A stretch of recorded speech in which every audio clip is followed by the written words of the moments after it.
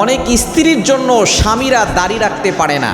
স্ত্রীরা বলে তোমাকে দাড়ি রাখলে ভালো লাগে না, তোমাকে দাড়ি রাখলে অন্যরকম দেখা যায়, হুজুর হুজুর লাগে, এই ধরনের কথা অনেক স্ত্রী বলে, যার কারণে স্বামীরা দাড়ি রাখে না। যেই সকল নারীরা স্বামীকে ইসলামী যেই কাজগুলো আছে, দিনের যেই কাজগুলো আছে, এগুলো করতে সহযোগিতা না করবে, সেই সকল নারীরা জাহান্নামে চলে যাবে, কেননা তারা দিনের কাজ করতে তাকে সহযোগিতা করে নাই। এজন্য প্রতিটি নারীর উচিত স্বামী যদি দাড়ি নাও রাখে তাকে জোর করে হলো দাড়ি রাখানো, কেননা পুরুষের আসল সৌন্দর্যই হচ্ছে দাড়ির ভিতরে। নবীজি সাল্লাল্লাহু আলাইহি সাল্লাম সবচেয়ে বেশি সুন্দর ছিলেন, ইউসুফ আলাইহিস সালাম সুন্দর ছিলেন, তার মুখে দাড়ি ছিল। আমাদের নবী ইউসুফ আলাইহিস সালাম থেকে আরও বেশি সুন্দর ছিলেন, নবীজি সাল্লাল্লাহু আলাইহি সাল্লামের মুখে দাড়ি ছিল। সুতরাং পুরুষের সৌন্দর্য দাড়ির ভিতরে রয়েছে। আমাদের নবীর মতো স্মার্ট, আমাদের নবীর মতো সুদর্শন কোনো নবী আর এই পৃথিবীতে আসে নাই, কত মানুষ এই পৃথিবীতে আসে নাই।